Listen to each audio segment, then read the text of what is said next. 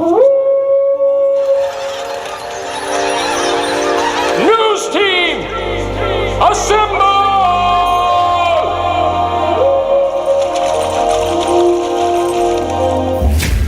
It's back and bigger than ever. It's the unofficial 40 from Soonerscoop.com. Now, here's the entire Sooner Scoop crew. Carrie, Josh, Eddie, and Bob.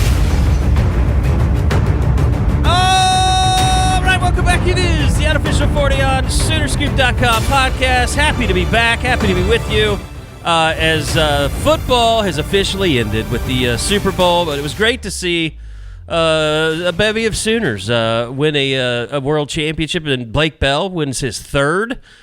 Creed Humphrey with his second, and I'm trying to think who else would James Winchester. Winchester won his Wanya third. Morris. Yeah. Wanya Morris won and his Wanya first. won. Wanya Morris won his won and his got to first. dump the Gatorade on Andy Reid, which he did not appreciate at all. It didn't appear. Yeah, it was great. That whole entire thing. Get out of the way, Tammy. That was excellent. So anyway, we are here. Great Super Bowl, though. It was a great Super Bowl. Really great just football season in general. And now we move on, and spring practice will be here before you know it. I mean, If they let us know. if we haven't got the schedule, if they let by us know then. like when they're starting or when they're doing anything. If we can maybe even talk to the new defense coordinator at some point. Yeah, that'd you be know, great. it was. I think Bob pointed this out. It's been a year and several days now since we got to have that meeting with all the newcomers a year ago. We haven't had that so far this year. That would be nice Which was to have. quite lovely. It was a good time. It was great. Yeah, Being able to just talk to some people. We haven't even about the talked state to of the Zac program. Alley yet. That's what I'm saying. It's insane. So, I don't know what you're doing up there, but get your shit together. Come on. Let's do some media access. Let's get the football reports going strong again. And we're looking forward to it. We're looking forward to all the spring coverage, but we have a new hero amongst us, by the way. I think the story that must be told to start off the podcast, George Stoy III, a hero, ladies and gentlemen. Yeah, I put out a fire on Friday. Everybody, he's a hero. The firefighter said I was a hero. There was a pot. I'll just say this. It's a good friend of mine. I was over at their house. I'm not going to give you shit. Yeah, over at their house, and they may or may not have caught a pot on fire in their kitchen, and it was quite large, like a very big fire.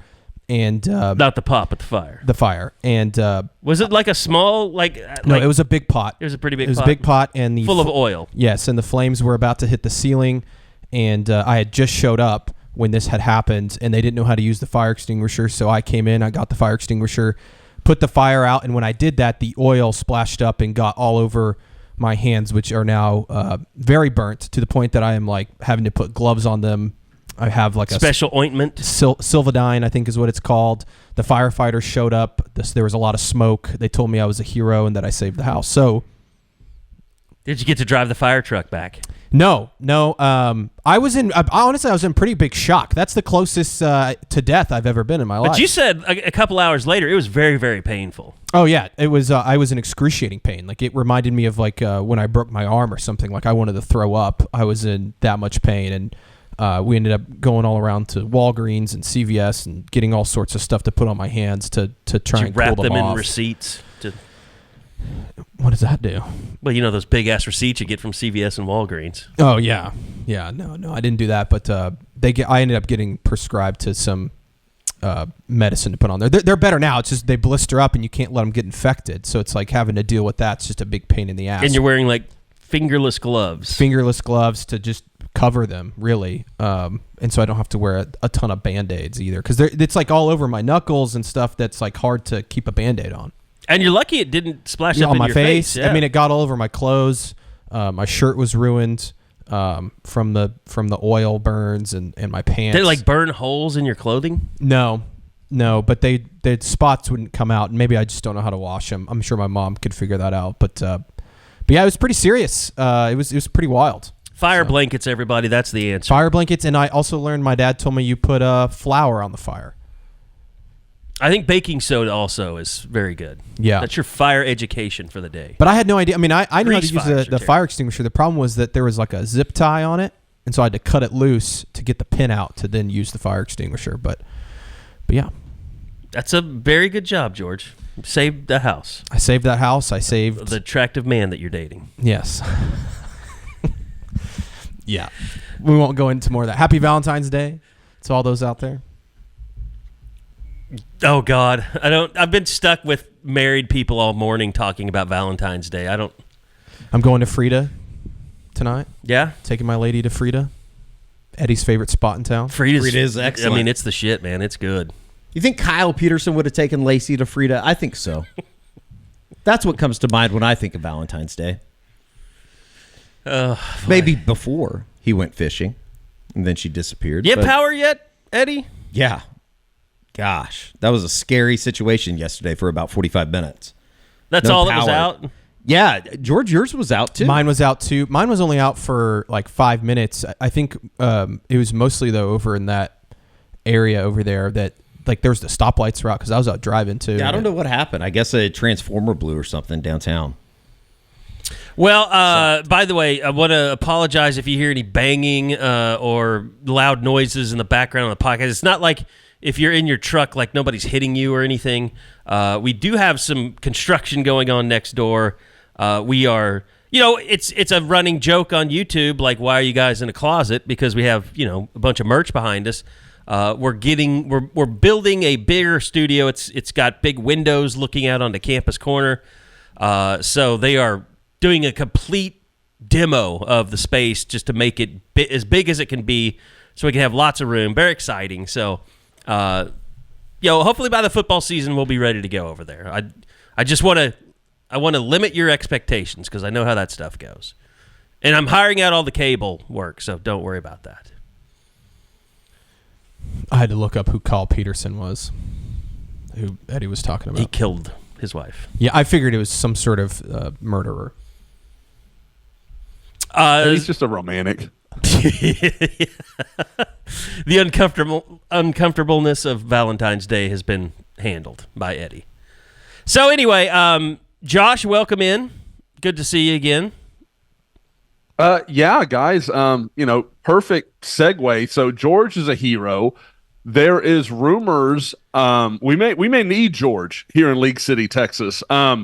I don't know if you guys have seen the news. There were a couple of boys in Wyoming that made some sort of threat against like a preschool or elementary in League City, Texas. Saw that. Are they still on and the then run?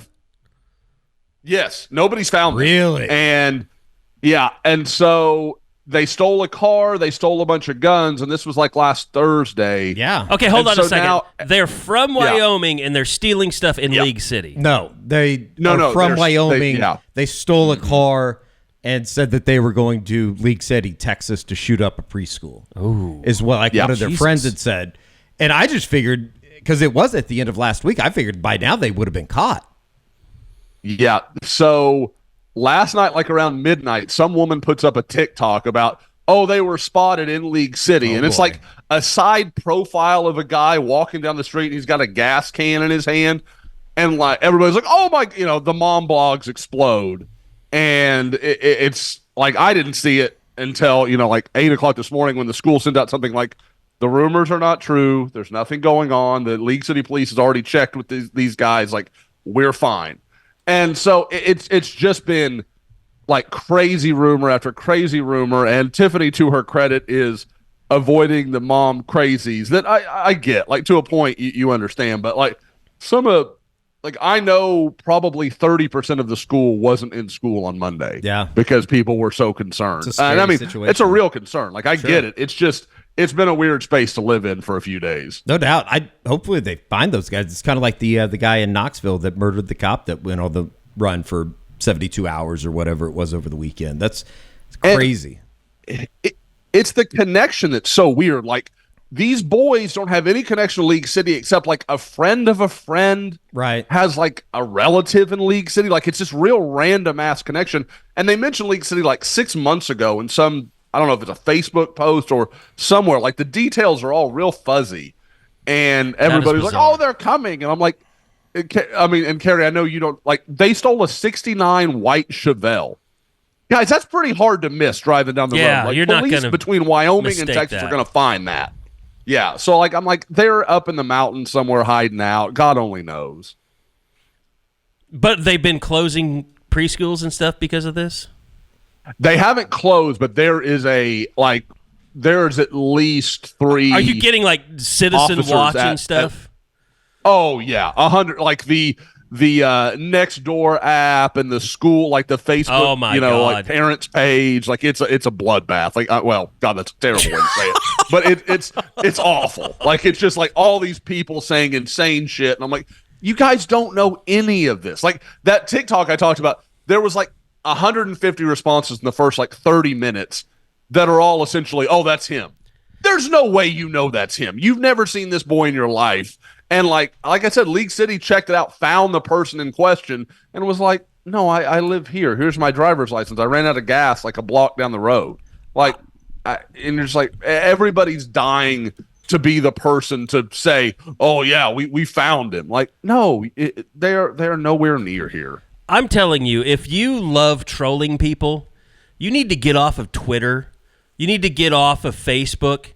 And you need to move into every neighborhood on Nextdoor and just go nuts, because I think that is where the craziest people reside. Tiffany gets on to me almost weekly because I am absolutely in those neighborhood apps, like just poking people and running, like, and then I'll go and then watch it melt down. Like I cannot help myself. There's some really high quality Norman City Council Nextdoor threads going. Oh, God. I can't even imagine. Okay, so there's your off-topic tangent talk. And you know what? That's our weird look around. It's brought to you by Enjoy Vision. Enjoy Vision, the fresh perspective look around, as we've got lots of stuff to get to today. OU basketball going on. We got some softball stuff to talk with Bob about here coming up in a little bit. As we said earlier, spring football is getting ready to start. And, you know, recruiting is getting more and more intense. I know we've had a lot of news coming out over the last week, just OU getting involved with, Josh will talk a lot more about this, but a lot of, big-time recruits. And I did see the 3-star safety offer. That thread probably deserves to be nuked. But you can't actually – anyway, we're going to talk more about it. Eddie – has perfect vision because of Enjoy. Absolutely. Enjoy Vision is the best laser vision center in Oklahoma City. It's not even close. The combination of mind-blowing technology, experienced eyeball surgeons, and exceptional patient care was life-changing for me. What they're doing for the Unofficial 40 listener is they're giving out $400 off of LASIK. If you're interested, go to enjoywithme.com. That is the letter NJOY withme.com and use promo code U40.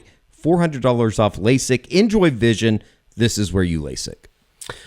All right, where do you guys want to go first? I mean, you want to talk a little spring football? You want to talk a little George? I know you and Bob have been putting out a lot of content, and will continue to do so leading up to spring. But I don't know. I mean, it's I would say probably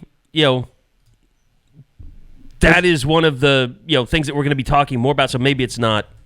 There's just not a whole lot. Yeah, there's not a whole lot going on right with the until we can talk to team. people. I mean, let us talk to people, and we can write more stories about spring football, which I think everybody would like. There's a lot going on in the college football world, but not with OU right now. I mean, are you talking about Tennessee and Virginia? Yeah, you've got that whole situation going on. You've got Chip Kelly just quitting at UCLA and going to Ohio State. You've got the college football playoff came out with, how much money they're going to make. Which I do want to talk about that because, let me ask, why does the Pac-12 need to fire George Klavikov? Like, if you don't exist anymore, that's like saying, well, you have to divorce your husband because he died. Well, I think it has something to do with his contract and the money that the conference and the schools would owe him. I know. I know. It's just funny you see, stories about, their parting ways. There's 2 teams left. Like, they parted ways by leaving you. And by the way, just I guess you would want to have some type of an official firing because he failed so historically at his job and just let Brett Yormark come in and let the Big Ten come in and just ravage his conference. Yeah, I mean, the Pac-12 is essentially dead. And I think, Eddie and I were talking about it. Washington State and Oregon State have just kind of been making a big stink about everything. It's been Washington State, really, hasn't it, Eddie? Oregon State's just kind of going with the flow. It seems yeah. like it's the Washington State president that continues to like fight, which I get. He's fighting for his university, and he wants how to take they're people being to court, basically get some kind of money. lost in the middle of all of this. At the same time, though, I think that's kind of I think the biggest thing out of everything that's going to happen, and we don't know what's going to happen over the next 5 years or 10 years or whatever. Some of these schools are going to have to come to the grips of reality that you're not going to win a national championship. It's just not going to happen.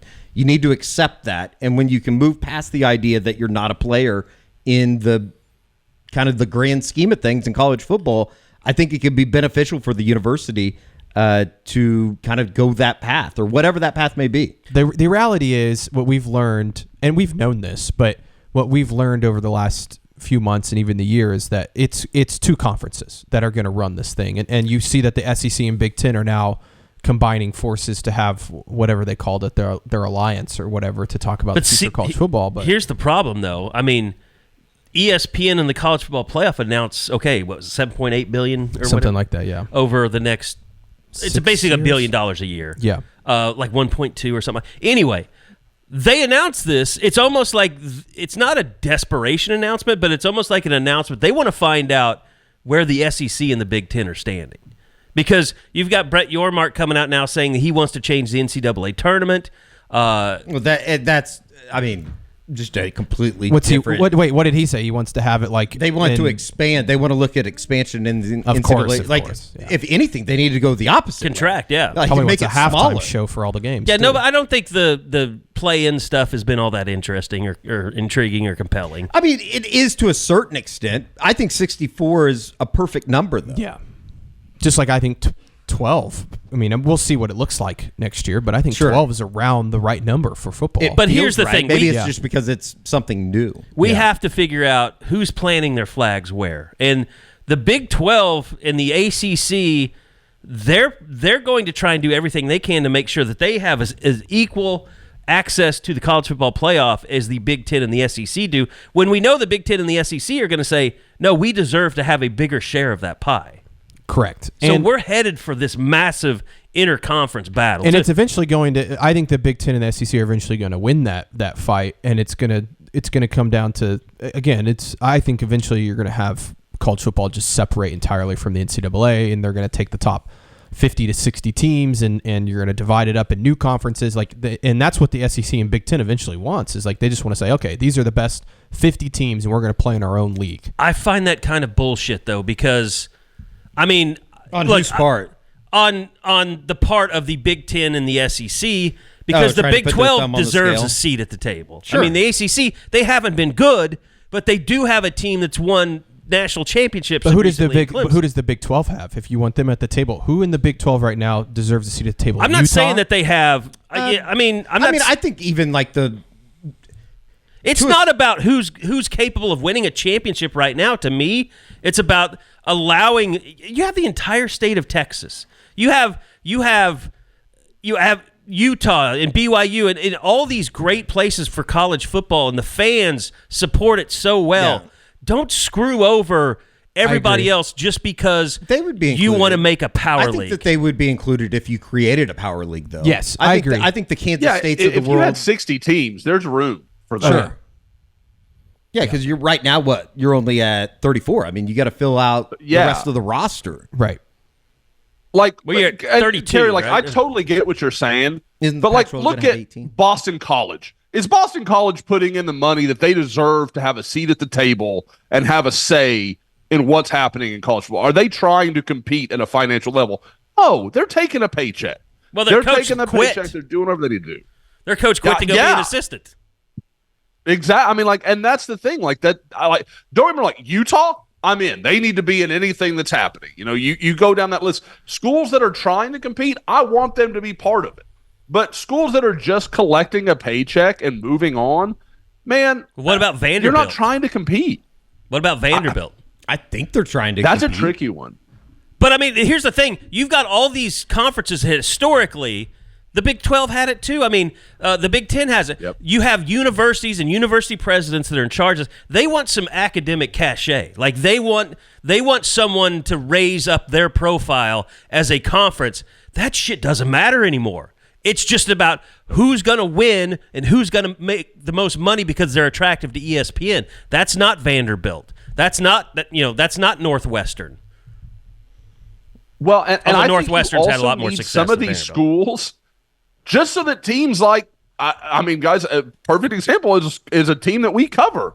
Like Oklahoma's not going to live at 11-1 for this first. Like that's not the way that's going to be. The conference they're walking into, it's going to be a dogfight 8-9 weeks out of the year. Like, I mean, that's just the way that's going to be.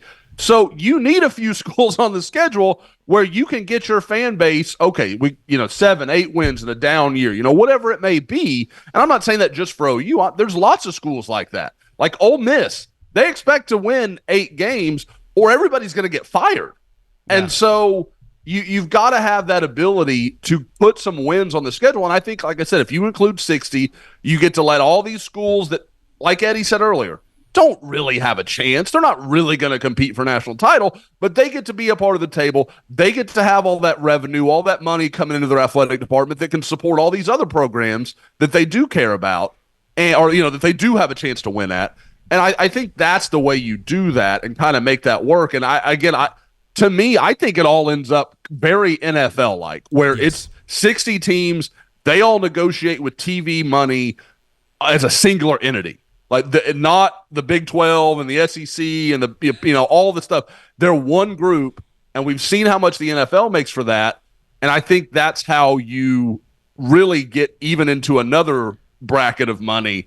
And you can set up divisions, like 4 15-team divisions, if that's what you want to do. Well, and you know what else is part of this too is ESPN.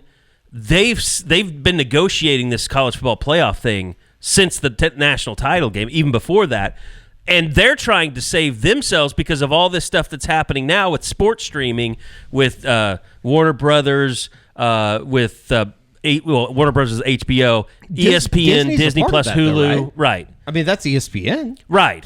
But they don't want to give up their terrestrial, cable broadcast. I mean, they're still making a lot of money off of that. Like it's like radio. Like we all know radio's kind of dying, but it's not dead yet, and it's still got some life to live.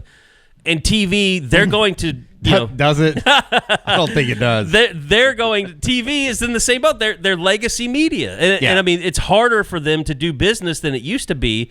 But they still know there's billions of dollars out there to be made. I mean, I think I saw somebody put this out there yesterday on social media, maybe on Twitter, just in terms of everybody's talking about like they want a conference commissioner or a commissioner to run football, which would be a good idea. I think that there is some benefit to that. But at the same time, ESPN's always calling the shots on this. Yeah. I think that they already have a commissioner in a way. Because they have the money. And it might be ESPN.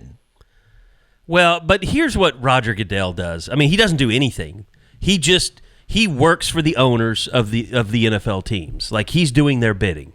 And they're basically paying him $40 or $50 million a year to make sure that they're all happy and getting what they want. I don't think you can have that with a college football czar or president or whatever you want, because there's too many presidents that have too many agendas that are different from each other. The NFL owners, they all want to make money. They want to drive up the value of their franchises. And that's basically, I mean, George, you can step in here if you think I'm wrong on that. No, you're right. And your point of they have too many other things going. I mean, they're running a university, and for a lot of these schools, and a lot of people will shake their head at this, but a lot of these schools, education is their first priority, and so, but they get a lot of their money from, athletics or what the football team brings in, and so if they have to deal with, a commissioner has to deal with a president that's looking out for not the best interest of just the football team. It's a lot of some of the interests. It's very chaotic. Some of the interests are counterintuitive to what would be just running a football program. Correct, and it's different. NFL, it's you're running a football team. Yeah, it's not running a university where you have priority over students, and that's why again I think eventually there'll be some sort of separation from NCAA, but again I don't know what that looks like or how it works, but. But we were all in Nashville. I mean, we saw what it looks like when you have you basically have a organization that is overseeing college football. That's the SEC. Yeah. That's their job. Is they are as close to being run as a professional organization as anything I've ever seen in college. Like Greg Sankey, like he would be the guy. He's the guy that's stirring the pot, that's making the decisions, that's built that great relationship with ESPN. Essentially, the SEC is a branch of ESPN, which we all know the NFL, with NFL Live and all their programming. There was talks that the NFL, would want to buy in to ESPN. I think that was kind of shot down pretty quick, but like that's the thing. Like the SEC gets it. Yeah, well, and that's because I don't know schools, if the Big Ten does. That's because the schools and their university presidents, they are all about being successful in football, and football is their number one priority, and oftentimes ahead of education and all that comes with going to college. So that's why, again, I think that we talk about 60 teams. Half of those teams, football will not be as big of a priority as the other half. And that's what we're seeing right now in the Big Ten and the SEC. Is it's very clear there's 10 to 12 schools in each conference that is their priority, is winning football games because it brings in money. The fan base is huge, and it's huge for the university. But there's the other half. The Stanfords of the world, they don't give a shit about. Their presidents are so much Vanderbilt. Like their presidents are so committed to other things. Probably sports. So uncommitted to football just in general that it doesn't even get to the president's desk. Yeah, correct. Or the chancellor or whatever. Like, yeah. Like it doesn't even. That's not even on the radar. And I think Joe Harris and Joe Castiglione, I think that they understand. That's why they made this move. I don't think this move does not happen, and we've said this before, but this move doesn't happen if David Boren's the president. No, I agree 100% with that. Well, and it's just like everything else. It's like, when you talk about SEC Reading, we've talked about that a lot. Like, everybody's going to kind of find out how OU fits into the SEC ecosystem pretty quick. And what changes, I don't think we even know, like, where they have to go from where they are now. OU's taken that trip up there and everything and done, the tour of those places. But there's a lot of unknowns for OU going into this. And the fans and the administration. And, there's all this talk about Campus Corner and how it can be better for the SEC when the time comes. I think there's a certain level of passion within the fan base, and I think that matches up with a majority of what the SEC brings. But at the same time, I think that the level of commitment to just the athletics programs in general is where I keep saying that I think there's going to be a little bit of a rude awakening.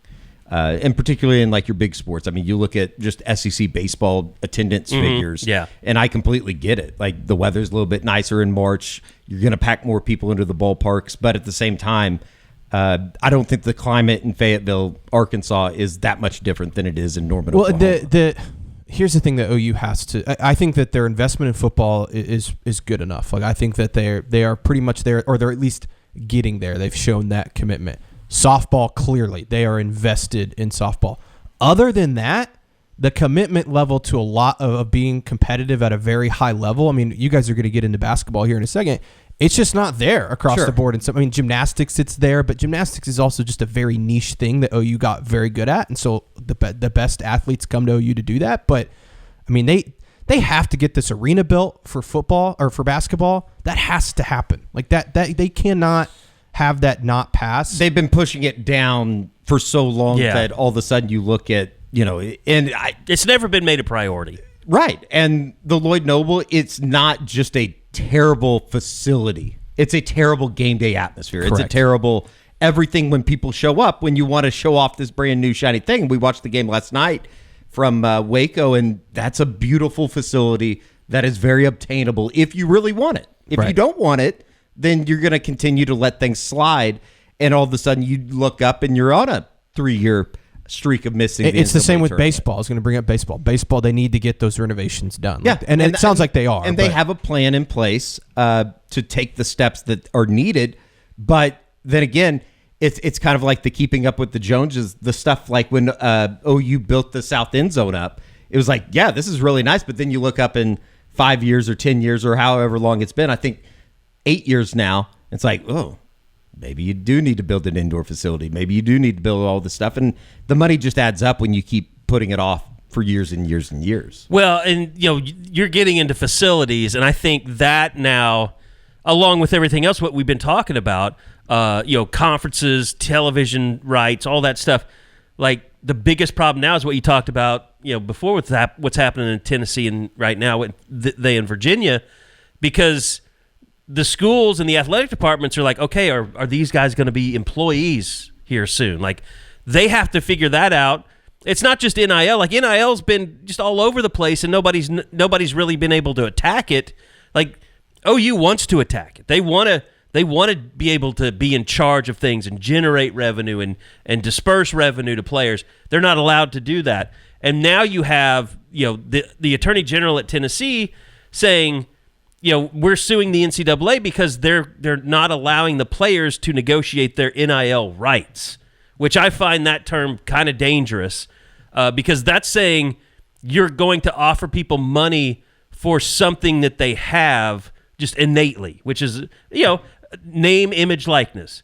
They're not saying they deserve to make money off of it. They're saying they deserve to shop themselves around from school to school that is and pick the school that's paying them the most for their rights. That's not realizing revenue. That's just taking money out of a pool, which is what exactly is happening now, and saying, we'll pay you more for your NIL rights. And it's almost like crypto. It's like it doesn't really exist, but maybe someday it'll be worth something. The quicker we can get this thing to just making these guys employees and have contracts and everybody has a salary cap, I agree. like we just have, because all this right now is just semantics. I mean, But that's going to all go back, and it's all based upon university presidents or whoever makes these decisions putting their hand up and saying, my job, the president, isn't as important as maybe it should be, I guess. Yeah. Like it's going to be a level of honesty hour where you go, yeah, these guys really aren't here for the academics. They're not here for the business econ class at 11 a.m. They're here for the 11 a.m. football. Isn't game that what on happened to Saturdays. Angel Reese? Like she just kind of I just forgot think she there was- was a school component to it? Yeah, which was very respectable. I appreciate that level of honesty. It kind of goes back to the Cardell Jones. Like, I didn't come here to go to class. Like, Yeah. that level of honesty is something that we haven't been able to talk about in a long time. And I think that when you go to the heart of the NIL stuff, that's basically what a lot of this is. They're not paying for their name, image, and likeness in the chemistry class. No. They're paying for the name, image, and likeness because you get better football players, you're going to win football games, which in turn makes a fan base happier, which in turn gets you more money as a university, and everybody's happy if that happens. There are two things I've seen, Josh, in the last couple of days that I thought were really interesting.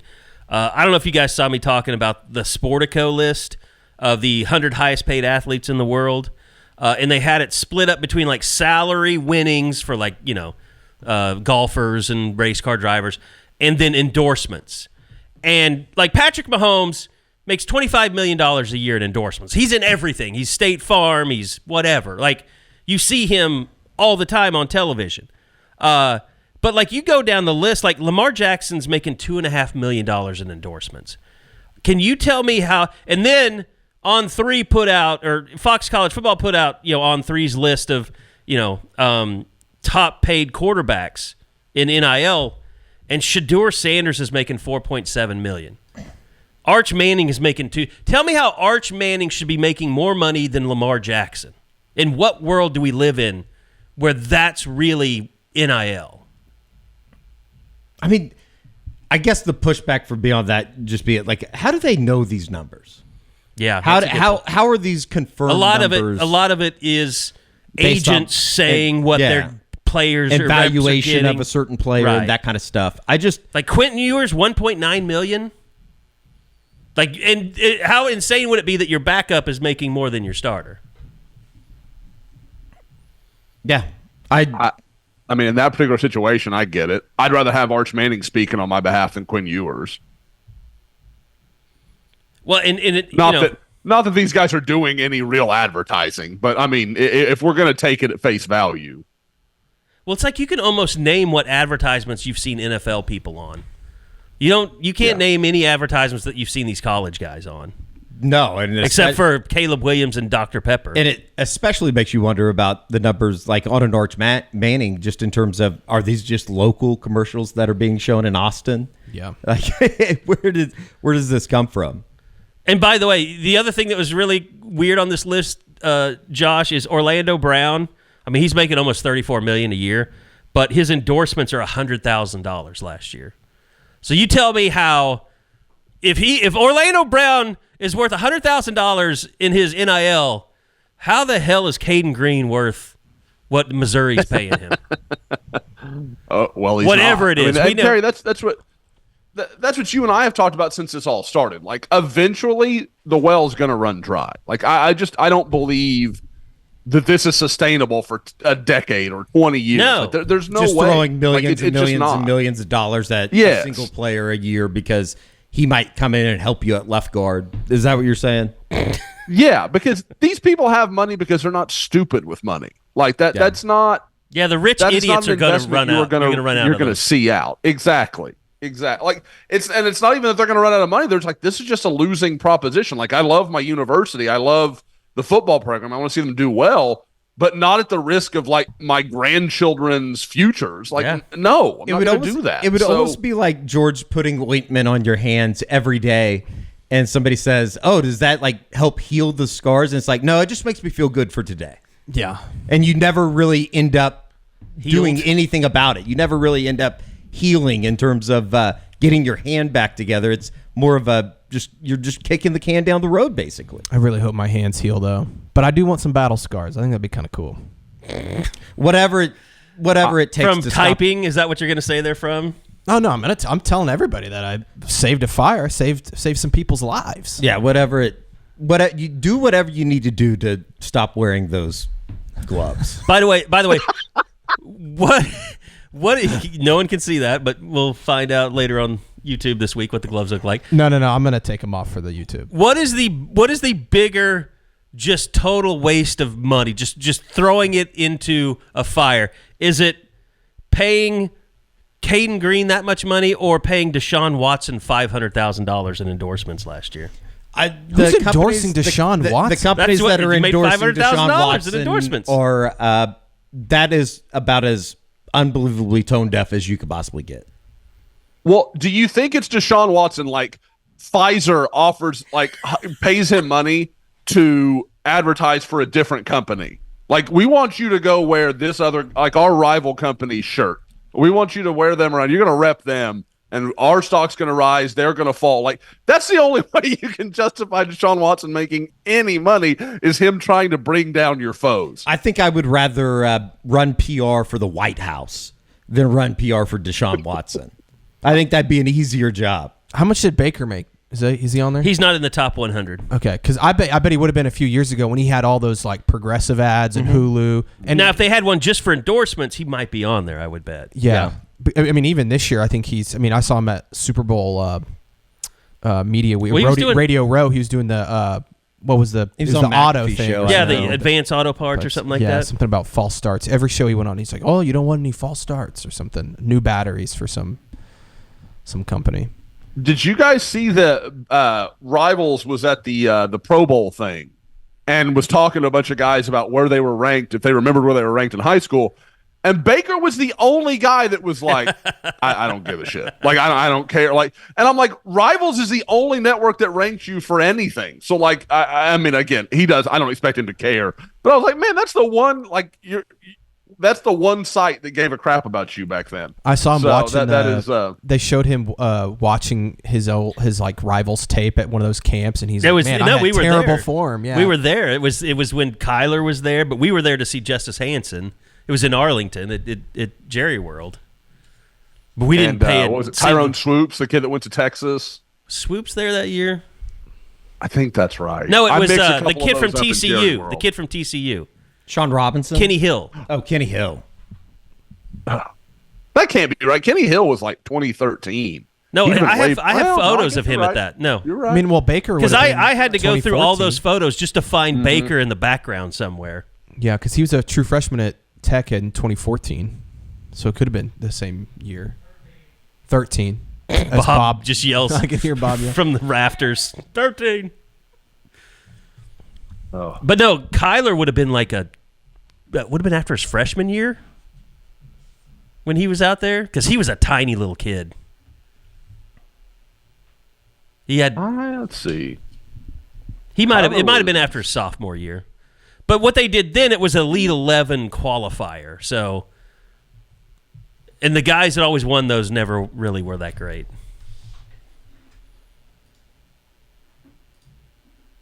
Yeah, he was class of 15 at A&M. That was his freshman year. Anyways, college football world's chaos right now, and I think it's just going to keep changing every year. Like, we're just going to see new stuff.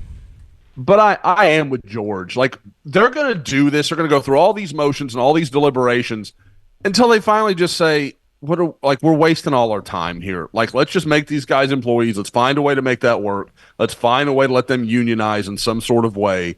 And then everybody can move forward, because then you can bargain. Then you can have deals. Then coaches aren't having to, like, the contracts actually matter. It's not just this guy signed in January and he can leave again in the spring portal. Like, there's going to be some checks and balances to it all, because everything else, like, no court's going to uphold any power that you have if you will not acknowledge these guys are employees. Like, you're just going to get beat every time. Yeah, I mean, I think it's pretty plain and simple. Everyone's going to take the NCAA to the courts. The courts are going to favor everyone who's suing the NCAA, and it's just going to be, like you said, it's going to become an employee model. And you're going to have GMs in college football programs, which, you know, some people are doing that. Michigan talk. I think Michigan put it out there that they're going to have one. But like right now, that is a problem, that the NCAA will not allow any kind of internal discussions between the players and someone in the football program. I mean, it's, when you sit back and think about it, it's just flat ridiculous. Well, it's so stupid. It's one of those things, kind of like, you know, the coaches can't, like, when a coach goes on a visit, he can't actually meet and talk to the players. We all know it's happening. Yeah. It's happening every single time. Florida State got dinged for it, yeah. Yes, like, we know it's like, you're creating a rule that you cannot possibly enforce, and you're just wasting your time with it. It's kind of like saying you can't take pictures of recruits when they're on their official visits. Oh, God. Okay. George, anything you wanted to hit on before we bring in Bob to really get this thing cooking? You guys can rip apart hoops. I think I've made my opinion clear about the basketball team. This is sad because you're leaving me alone with these two guys. Well, I mean, you see it more like I see it. I see it in a way that I think the basketball team is definitely better than last year. That's for sure. They are a better team. I think they're even above average this year. I think the Big 12 is really tough. I just question a lot of what they're doing. I think that Sam Godwin stinks. I think Hughley stinks. I know he didn't play last night. I think Luke Northweather. Well, who are you going to play at the 5? I know. You're not going to play any of them. I know. Here it is. This is how it feels, George. But here's my other argument. Why the hell didn't they go get anybody else? And I know they went and got Hughley, ACC, all that stuff. I don't know. I think that they're just not a very look. They're going to make the tournament. I'm sure they will. But I just don't expect them to go very far. And maybe that's a step in the right direction. But I don't know. I just don't think they're very good. I'm not saying it's a development failure at all. But you see, like, Javian McCollum just not get better. And, I mean, Suarez has become their best player, their biggest glue guy. And he's hurt. He's hurt now. But anyway, they're just we'll tough. They're just tough to watch. And I'm a Thunder guy, so I think that is just. I feel like a record just spinning every week. That's college basketball. Like, you either love it or you don't. And I don't love it. Yeah. Well, it's not about love it. No, I say that all the time. Don't watch college basketball through an NBA lens, because it's not the same sport. You're watching the best basketball players in the world versus just really good guys teams, that can't always hit a free throw. But at the same time, I think you guys can all admit that OU's just very average. They're just an average basketball team. Yeah. I'll let Bob come in and take the beating. I think that's the thing. They haven't been a very average basketball team. They've been below average. I don't know. I get the idea. It goes to, like, last night. Like, I had no preconceived notions that they were going to go in and make a game of it last night. I mean, Baylor's playing really well. They're the third team. They're number 3 in the conference right now. It's just, you would like to see this team go out and just kind of.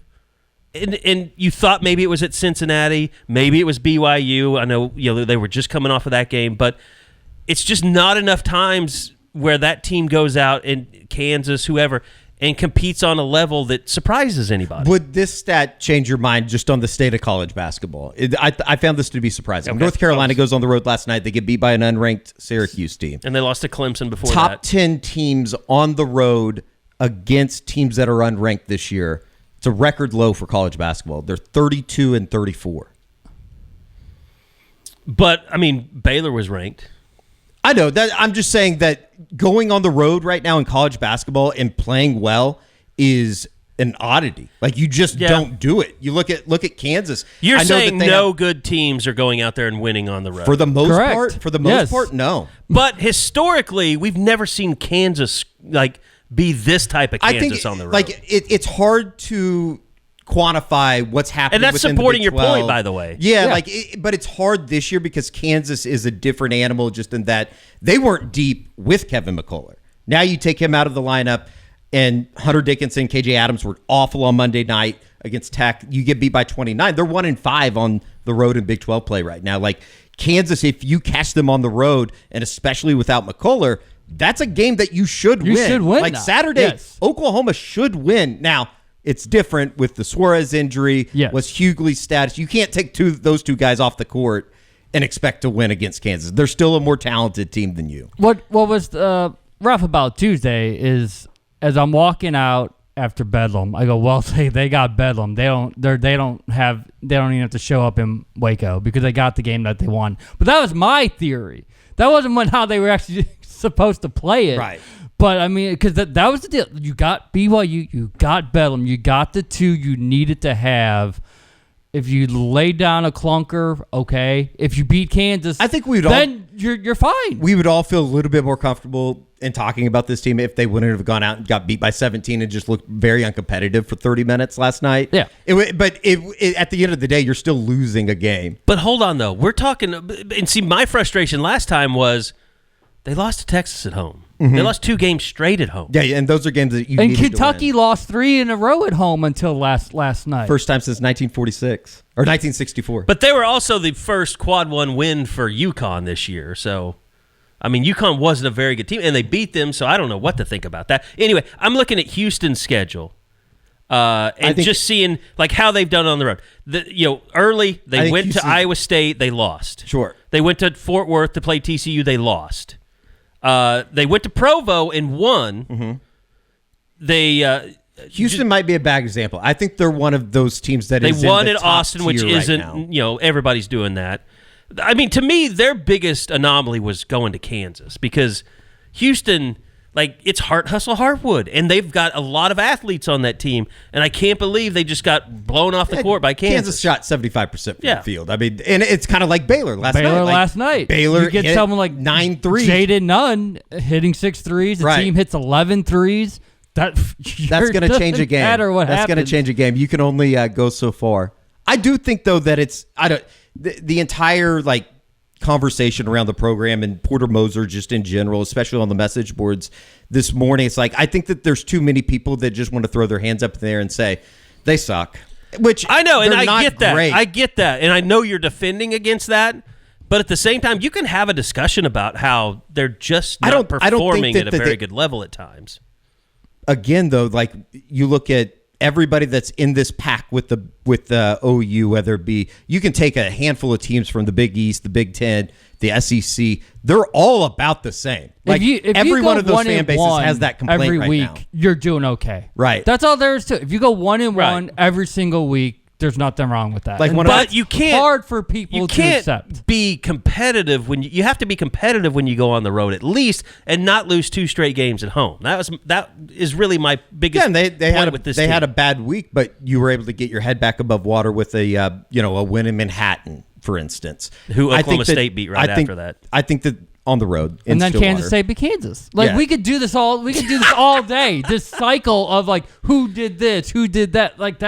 That's we've said. At the end that's of the college day, this basketball. is a team that was picked 14th in the preseason. They're right in the middle of the pack of the Oh, Big 12. I'm not saying don't appreciate what you're seeing. I'm just saying you can have frustrations with a team and still think appreciate the everybody- fact that they're on an upward trajectory. I think as a program. everybody has their own frustrations with the team. Like last night, you can talk about why Porter Moser and that coaching staff didn't have an answer for the zone. Mm-hmm. You know that Baylor's going to play a zone. How you don't have secondary options if the first thing doesn't work. The lazy passing, stuff like that, completely fair. That was bullshit. Bob, what is the word on Hughley? I mean, I didn't see much. I went back and watched Bedlam. I mean, he fell down I was a couple shocked to times. find out he was hurt before the game. To find out it's a knee injury day to day, and now you have sores with the ankle. It's funny because I didn't want to ask this to Porter. It's like you haven't dealt with an injury blow the entire season. You haven't had to deal with it, and now as we get into our easily the most crucial part of the season, you could be out with 2 of your 8. We have 8 starters. You could be without 2 of them, and 2 that I would argue maybe the most important guys here. Soares is absolutely the most important. That's the biggest change is how Javion McCollum has gone from the glue, the leader, the guy to just another dude, and Soares is the best player on the team during the last month of the season. But it'll be, we won't get to talk to Porter till Friday. But you hope that at least Hughley's back. I don't know about Soares. I don't know how quickly that ankle will come back. I think the best news you could get on Friday when we talk to Porter is something along the lines of it's day to day. Like I think that's the best news is hearing McCullough is still out for Kansas. That would be the best news. You need to get McCullough out of there. And I think that after missing the last 2 games and playing Monday, the way that they played so on Monday, it gave him another day to get him back out on the court. It's a tough stretch, and I think that now you're starting to look at the rest of the schedule, and I don't think that you can just dismiss the idea of going 1-5, which would be devastating to your NCAA tournament hopes. And I think while they would probably still have a shot, it would make for a really interesting selection Sunday. The best news get is 2 wins on the way in. The best news after Kate, you get the week off. Yeah. Sure. You finally get it. You're the last team in the Big 12 that's going to get that midweek bye, and it turns out it's actually going to happen at just the right time. Yeah, it's. I mean, they need to kind of. I don't care if they luck into the win, but they need that win against Kansas. They need Kansas to play like all the other games they played when they've lost on the road. Right. And that kind of squares things a little bit, gives you a buffer because you might lose in Stillwater the game. Something after. tells me that Hunter Dickinson's not going to go 3 for 13 or whatever he was on Monday night.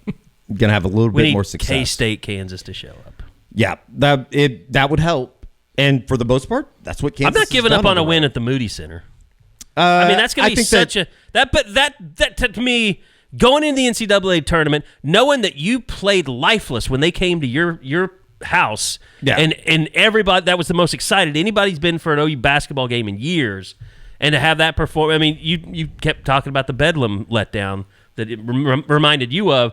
If you go to the Moody Center and beat Texas, and you've beaten Cincinnati the week before, and let's say you go 3-3. That's a great way. 3-3. You're dancing. You're dancing in the streets at 3-3. I think if you could give me 3-3 right now, I would sign up. I mean, that's beating Cincinnati and then Texas. You're probably not going to beat Houston. You're not going to win in Ames. No, that's the only other game on the schedule. They lay an egg in Ames. I don't care. It's like, you know what? And that's going to happen. Okay. I think it's going to happen. That's fine. If you saw what they did last night. You got them at home. You got the win when you needed to against them. There's no way they go to Ames. I told my dad last night, it's lucky that they got them so early because they had to. But this isn't the year to play Iowa State. Have to play them twice. Didn't get a good break on the scheduling on that. It's better than playing Houston twice. I think either are probably pretty bad options. Yeah. All right. So we got some softball stuff going on. They've already started. Kelly Maxwell, Big 12 Player of the Week, and really, tough news. And I know not everybody's. I think everybody's been pretty cool about it on the board. There were a couple of comments that I think just people kind of trolling a little bit. But Jordy Ball, season-ending injury. She only played in one game. They ended up losing that game. Mm-hmm. But Patty Gasso, you wondered what she would have to say about if she would comment on Jordy Ball, and obviously she still has strong feelings for her. She's not. It's not a villain situation in her mind. No, it's not. And it probably would have been great if we would have had, this is the way it worked out. We didn't have a player yesterday that had actually played with Jordy. Like if we had like a Jada Coleman or something, TRA, like to really talk about, because that's what Patty mentioned a lot, they hung around airport in Mexico, just chilling. They're not enemies. It's just she chose to go back home. She chose a different path, but that doesn't mean that they won't, have those memories for life, especially when they mention singing at Toby Keith's bar, at his restaurant, which a week, removed from his passing, and let you like how special that moment really was. And she talked about Jordy and her ability to bounce back, because she did that, of course, as a freshman, and that she'll probably come back stronger than ever before, because that's her mentality. That's how she's built. And it was, maybe we should have brought it up, but everyone those conditions in Mexico were not ideal, and I don't know if it played a role in Jordy tearing her ACL, but that that looked like some middle school type fields there in Mexico, and I'm surprised not more people didn't get hurt. What did you take out of the Mexico trip? Anything new, or is it just same old? The stars are the stars, or the stars are the stars, and there's some new stars. There's some new stars. Are there new stars on top of the stars? They showed their heart against Washington, and now, I don't know how long this winning streak is going to go, because everyone sort of looked at that schedule and said, well, if they get by Duke and Washington, this thing can carry quite a long way. And they had to once again show the heart against the Huskies when they were trailing. And Riley Ludlam, that's who I asked Patty about yesterday, coming off the bench to provide the game-tying hit, and just the confidence that she has, and the ability for Patty to just make the right call at the right time almost every single time, just uncanny. And just the way that they fought through that, and you come off that high of winning in extras, winning near, it's basically almost midnight Central Time when that game ended, to then playing at 1 p.m. the next day against Long Beach State. It took them a while to wake up, but Lissa Brito with her 3 home runs on the weekend, but 2 in that game. It's like they've got the leaders that even if they have a hiccup for an inning or two, they know how to respond when it matters most. Pitching-wise, it seemed like it was as advertised for Kelly Maxwell, but, Patty had talked about last week how they wanted to go maybe 6 deep. I think that you saw the depth of the rotation and the circle over the weekend as well. You saw it using 5 of them. Carly Keeney was huge against Long Beach State when Kirsten Deal just didn't have it as the starter on that day, and Keeney came in, pitched brilliantly to get them out of there. Maxwell was named Big 12 Pitcher of the Week. Hitters go 1 for 23 against her in her 2 outings. And, I think the only thing that Patty said, Nicole May's got to be more assertive, got to be more effective than what she was. I don't know if they're going to have an ace, and I think that will be the story as we get deeper into the year, will be, do you have that Jordy ball in 2024 that you feel you can throw her in the circle, she's going to dominate, doesn't matter who they're going up against, she's going to get that win. I don't know if you're going to have that, or if you're just going to have some very, very good pitchers and situationally based going down to the 5th, 6th, 7th innings. Like, okay, this is who matches up well here, so then I'm going to put her in and just kind of roll with it in that way. I would say too that the Cowgirl Challenge that they're going to this weekend. Is that was that kind of like a pad? Because it's not like they're playing a bunch of nobodies. That's what I was getting ready to say. McNeese State did go to a super regional last year. It was they had a 6-run lead on Washington in the final game, and then Washington scored 7 runs in the top of the 7. So, and I don't know if they brought anybody back from last year's team. Can't talk about it that far in depth, but they did go 47-16 last year. So you have at least 2 games of the 5 over the weekend that.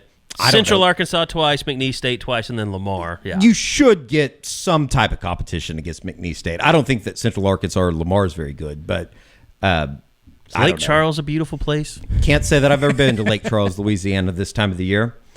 I would have more interest in attending the Mary Nutter in Palm Springs next week if anybody needs to go. Yeah, so you're wondering, Love's Field, when's it open? When are they going to play their first game there? That happens March 1st.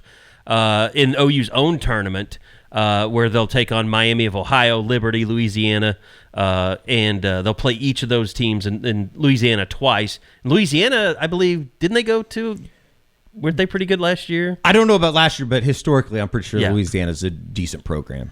In fact, I think there's a former OU player that might be the head coach at Louisiana. Maybe I'm wrong. And Liberty will be interesting with Keeney. Sure. McCarley Sure. facing her former team. I don't know how Patty feels about trying to have that matchup, but yeah, there's some storylines to go into that one, and we'll just hope the weather cooperates. It won't. First week of March in Oklahoma, no chance. Because it's going to be 70s next week, but it's the week after. Yeah. To kind of see how that all shakes out, and just, we're all excited about what March 1st is going to When be. It Liber- was when Liberty- LSU LSU that Louisiana played That's right. last Okay. year.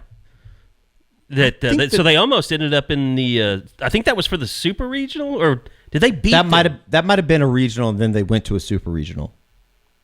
I've got their schedule. I'm trying to play. Yes, they went to the Seattle Super Regional after they beat LSU at the Baton Rouge Regional. Oh, okay. So the McNeese State, that was a regional game. It wasn't a super regional. No. The Seattle- That was a Super Regional game. Washington beat Louisiana twice in the Super Regional. Right. So then, Right. Oh yeah, so that was the McNeese regional. State was in the Yes, I see Seattle what you- regional. They were in the Seattle Right. regional Yeah. and lost there, and then Washington won that in the 7th inning or scored those 7 runs, and then went on to a Super. I will say to play too that Louisiana. when Liberty comes to town on the opening weekend of Love's Field, if Jerry Falwell Jr. wants to come take a tour of the Scoop offices, we'd be happy to show him around on Friday afternoon. I don't think he's allowed around the program anymore. At Liberty? Yeah, Oh, I thought that he was still the president. I think he Is got he not? fired a couple of years ago After everything? all the pictures and Oh, everything. Sir. all right. Well, good luck to him.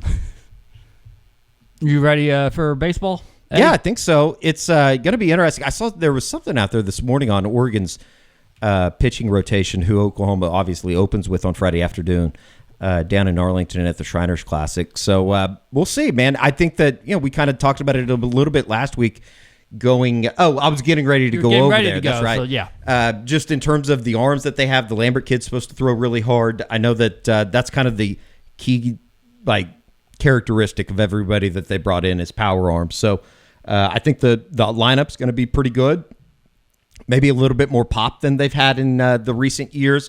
But, I think at the end of the day, it's all going to fall back on what they want to do with the offensive game plan and creating chaos and doing all the stuff that they've done on the base pass. So I know Bryce Madron's received a lot of national attention going into this year with the idea that maybe he could be a 25 home run, 30 steals type guy, which is very uncommon in the sport of college baseball. So when you have everybody coming back like they do in the lineup, I think that if they can just get this pitching staff figured out, just whatever that is or whatever that looks like, they can be pretty competitive. Dondi E. Costin is now the president of Liberty since Not familiar. September Not 1st, getting the tour. 2023. Not getting the tour. Yeah, uninvited. How about that? Disavowed, is that what they say? Is that The only person that I was interested Disavowed? in from Liberty is Jerry Falwell Jr. But if he's cut ties, I don't really have that much information on them anymore. well, maybe we could talk to Hugh Freeze later on this Would love to. year about Would love to. Jerry I saw he Falwell was down Jr. at Mar-a-Lago the other week, and one of the great Twitter threads that you just click on and read the comments. It was awesome. All right, Josh, it is your time to shine. Recruiting continues to go on. OU getting the attention of a lot of big recruits right now. At least landing on some of these lists. It's top 8, whatever. I mean, nothing. Top 3-ish for some of these guys yet. But kind of what's the buzz out there on the recruiting trail right now?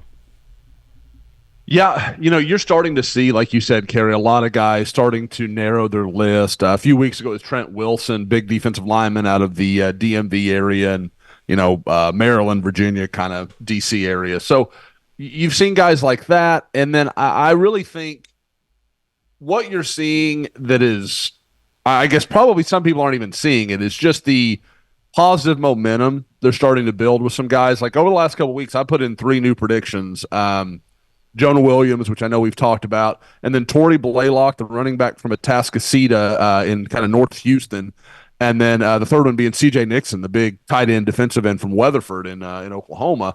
So I think what you're seeing is Oklahoma is really starting to lay that groundwork. I've got the Woke is up for those who haven't checked the site yet or listened to this in the afternoon or evening or whatever. And there is, I think there is more groundswell. There's a couple of junior days they've set up in March. One Future kind of Freaks. early in the month and then one later. Future Freaks. I don't know how I feel about that title, Yeah. but sure. By the way, how good yeah. how good did it feel when Wilt Fong crystal balled Jonah Williams for you? Just take the pressure off finally. I mean, now it's been a long running joke that every time that happens, I kind of do the diehard Bruce Willis welcome to the party, but but no, I mean, as the national guys go, that's a nice stamp to have on what you're thinking, because that, again, like we hear stuff from our sources, and and I'm one who really tries to communicate with other reporters, like, what are you guys hearing, kind of comparing notes and seeing if things add up. And that was certainly part of it with Jonah, but there's national conversations that are going to happen that I'm not going to have access to. Let's just be honest. Yeah. And Steve is, and so he can hear some things. So I think it's a good sign for Oklahoma. Now, I've told you guys, I think there is some concern, from OU side of things, that like all this is kind of pushing Jonah into a corner. And, a lot of times high school kids want to prove these predictions wrong. Like, oh, I'm not that serious about Oklahoma. So maybe he was close to a decision. He's like, no, I'm not doing that. I'm going to wait. So, you run into these kind of catch-22s where you want to report what you're hearing and report the news, but at the same time, like, is what you're doing and what you're predicting, does that impact how things kind of play out? So we'll watch. But again, if a kid really likes a school, he's not going to not pick a school because I put in a prediction or Steve Wiltfong put in a prediction. That's just not the way that generally works. Josh, I want to go back to one of your predictions. Another in-state kid, CJ Nixon. He's someone that I remember Nate Downs, Ethan's dad, telling me about CJ when I think CJ might have been 7th or 8th grade. I don't remember when. It's like he's going to be the next superstar to come out of Weatherford. How has he developed? Is he becoming that type of guy? He really has. CJ's a kid that I saw as a sophomore and was like, wow. For people that don't really know, he's a tight end, defensive end, goes about 6'5", 220, really big basketball background. His father played at UAB under, the guy that ended up at Indiana, Mike, can't remember his last name. Davis? Yeah. Is that right? Yep. That actually is it. Yeah. Good call. Yeah, Call the basketball front. I used to follow basketball. That's one of the great misnomers. Like, when I had children and got married, college basketball was like one of the things I had to sacrifice. Mike Davis was the head coach. I used to watch it. Mike Davis was the head coach at Indiana when they beat Oklahoma. Yep. Lou Moore, right? Lou Moore was on that team. I could go down a whole rabbit hole on that Indiana team. I'm not going to do that. The redheaded guy. But yeah, CJ was a guy that I think everybody saw as a tight end. And then when I talked to him last spring and really early on, it was pretty clear that Miguel Chavis had put a lot of emphasis into him and was really trying to talk to him about playing defensive end. When he came to camp, Miguel was all over him. We had all that video because he didn't work out. But Miguel was just there with him right over his shoulder the entire time he was on campus. There was very much a you're not going to go over to Joe John kind of vibe. Like, you're going to stay right here with me. So, they've done a really nice job there. I know when he was up on the 27th in January, they spent a lot of time also with Max Granville and his father. And so I think that's been something they've kind of sold CJ on. Is like, we see you as a defensive end, or, they call him edge. And I think that's what they're playing into. Oklahoma's really the only school he has taken serious visits to and spent much time with. So to me, that was more of I'm not going to say like I know what CJ Nixon's thinking, but all his actions point in a pretty clear direction, because I think he's going to be done by the summer. I don't know how many visits he's going to be able to take, because like I said, he's a big basketball guy. There's a lot of AAU stuff he's going to have going on this spring and into the early summer. Oh, he was involved in the Ardmore, get out or the Weatherford versus. He was involved in the 4-2 game because he scored all four. Anadarko. All 4 points. He scored all 4 points. I worried that CJ would go back and look on Twitter and like be mad at me for the things I said about that game. So, but he was on the other to team. His credit, wasn't him though. I get. Yeah. So it was. Is he happy at edge, or do you feel like he wants to look at offense? I think like most of these basketball guys, I think tight end is where he most naturally feels comfortable. But like a lot of guys, it's why Miguel Chavis is such a good recruiter. They buy into what he's telling them. Like, hey, man, like we're going to put some weight on you. You're going to work out with Coach Schmidt. We're going to have all this stuff set up for you, and you're going to be a 250-pound monster. And if CJ will buy in, he has NFL potential. Like he is that gifted, that talented, that explosive. And with that basketball background, he's got incredible feet. Like, I mean, it's all the things you would stereotype as a basketball player. It's just that thing that we've always talked about is there's a difference in mentality in being a basketball player. You can have a series where, okay, the guy's going to play hero ball and I'm going to be off in the corner. And if there's a three to shoot, I'll shoot it. And in football, especially on the defensive line, there's no playoff. Like there's no, and so can CJ buy into that and be that guy consistently? I think he can, but I understand that it is a question. I remember we sent Brig Bates, who was our interns now out in the real world, doing a good job, being a sports television guy. And I remember both times, he went out there to see him. He would call me after. He was real worried because he was like, "There's just nothing to shoot." He caught a pass in the end zone, but they're so afraid of him that there's really no footage. And I remember, we had a lot of stuff with Ethan, when he was at Weatherford, but is it fair to say CJ is kind of more of a man amongst boys, than like Ethan was when he was at Weatherford? Yeah, because CJ, like you watch him walk out and there's no question. Like that's the guy you're looking for. Now, Ethan was so physically developed, but he wasn't like a giant amongst, CJ's 6'5" plus. Ethan's, 6'3" and change, something like that. Don't get me wrong, very big human being, but it's different. So Ethan, like, it was just, I think when you would watch Ethan, especially the year I finally go to see him in a game was his senior year, and I can't remember who they were playing, but it was out in Western Oklahoma. It was 2020. So it was the first time I had been to a game that season where it was like, oh, we're back to normal here out in Western Oklahoma. Like there were no masks, there was nobody that gave a crap. It was very what you would think of with Weatherford. But if you're watching him and you don't know what you're looking for, I don't know that Ethan would have stood out to you. But watching him play defensive tackle, that's when I fell in love with the idea of him playing defensive tackle, was because he was so active and he was so quick, and you're like, okay, I can buy him athletically in there. Where CJ, you're just like, you don't have to watch long to be like, okay, he's got upper end stuff athletically. Trying to remember what game that was, Josh, because I met you out in Weatherford. Oh, it was it wasn't Kingfisher, but it was somebody in that area. It was somebody like that. It was El Reno. It's exactly who it was. It was El Reno. That's exactly who it was. Good call. Yeah. Bob, anything else for Josh on the recruiting front? Dead period. So, it's just, I don't think any other decisions are coming, just probably more list, right?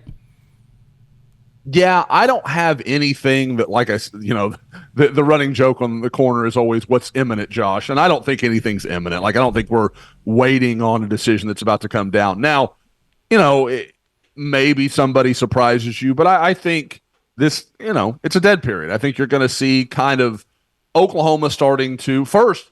The coaches some of them are getting their first break in like 6 months. So like some of these guys are spending some time with the family, and we get all that completely understandable with the way the calendar is screwed up. Yeah. But I think next month you'll start to see maybe a more clear sign of, okay, these are the primary guys at linebacker. These are the primary guys in the defensive line, because they ran out 60-something new offers, and about 40 of those are in 2025 from like January 1st to now. So there's still some, okay, we got to evaluate, we got to figure out, based on both how many numbers we have as well as who we have a realistic chance at, who's going to fit what we want to do. But I will say, just as an interesting story that I think people should be watching, Oklahoma's presence in Houston, and I know it sounds, being a Houston guy, it sounds like I'm kind of pumping, my guy's area up, but there's a very real world where Oklahoma, like 25 or 30% of their class is based out of Houston, and that hasn't happened in a long time. But I think they lead for at least 5 or 6 guys in the greater Houston area. Is that cutting into any territory that maybe was once previously conceived as that's an A&M location? Or is it just different LSU schools? Location? Is it different schools that are popping up and all of a sudden there's an influx of talent in that area?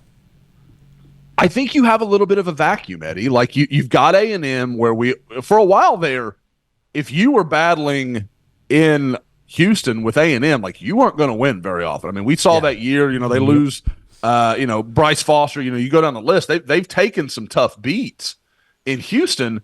And then, for a long time before that, it was Texas. Oklahoma's never really been able to get more than like 2 or 3 guys out of Houston. But this is somewhat of a concerted effort. Like I was told early on, like they really wanted to try and kind of get back into Houston, really do that, because LSU, you've got a staff that clearly recruits Houston well, but it's not like it was under Ed O and some of those guys, sure, where they really knew the area well, they really recruited well. Brian Kelly doesn't have those same connections, and again, LSU's going to get guys. I'm not saying they won't. It's just it's not quite the same level of battle. And with Texas going more national, it just opens up some doors for Oklahoma.